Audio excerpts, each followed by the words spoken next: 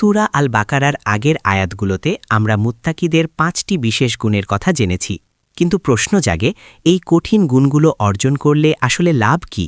মুমিনরা দিন শেষে কি পাবে? ঠিক এই প্রশ্নের উত্তর দিতেই মহান আল্লাহ পঞ্চম আয়াত নাজিল করেছেন। এটি মুত্তাকিদের জন্য আল্লাহর পক্ষ থেকে এক চূড়ান্ত ঘোষণা বা জান্নাতের গ্যারান্টি সার্টিফিকেট।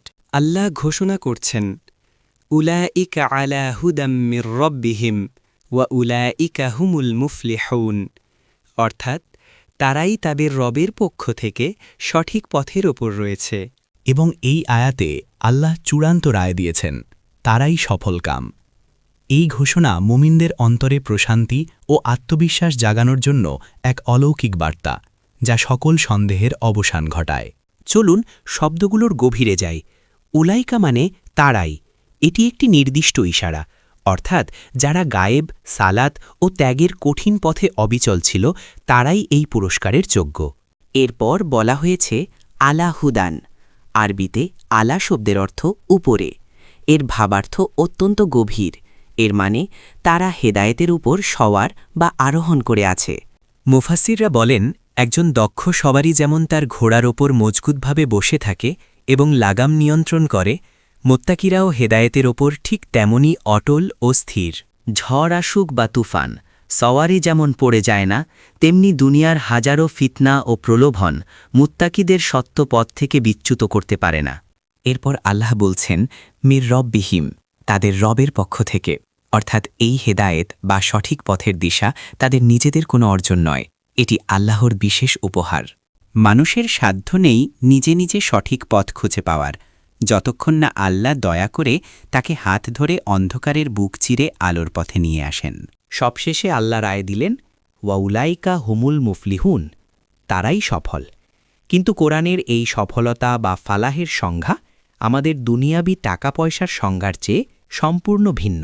মুফলিহুন শব্দটি এসেছে ফালাহ থেকে। আরবিতে এর মূল অর্থ কৃষিকাজের সাথে জড়িত।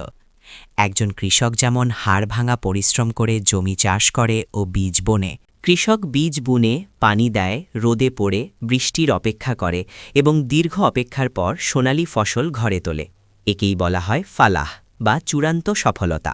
ঠিক তেমনি মুমিনরা এই দুনিয়ার জমিনে ঈমান ও আমলের বীজ বপন করে, কষ্ট করে, ত্যাগ স্বীকার করে এবং আল্লাহর প্রতি বিশ্বাস রেখে অপেক্ষা করে, আর পরকালে তারা জান্নাতের অনন্ত সুখের ফসল ঘরে তুলবে। এটাই হলো প্রকৃত ফালাহ, জাহান্নাম থেকে মুক্তি পাওয়া এবং রবের সন্তুষ্টি অর্জন করা। সূরা বাকারার এই প্রথম 5টি আয়াত আসলে আমাদের জীবনের একটি পূর্ণাঙ্গ রোডম্যাপ।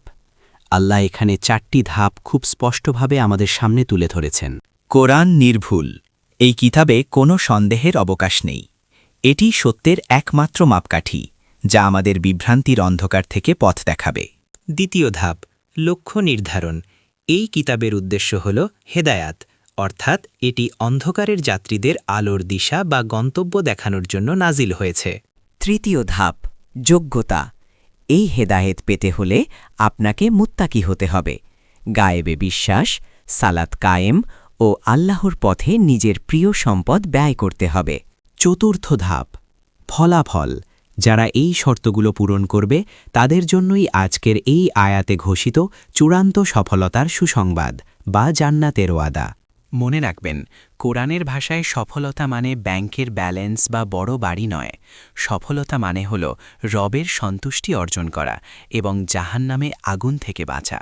যিনি এই আয়াতে বর্ণিত আলা হুদান বা হেদায়েতের উপর স্থির থাকেন, তিনি দুনিয়াতেও এক অদ্ভুত মানসিক প্রশান্তি লাভ করেন, যা হাজার কোটি টাকা দিয়েও কেনা যায় না। এই আয়াতটি মুমিনের আত্মবিশ্বাস বাড়ায়।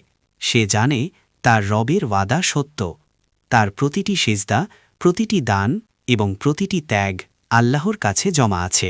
তবে মুদ্রার উল্টো পিঠও আছে। যারা এই আলো গ্রহণ করবে না, তাদের কি হবে?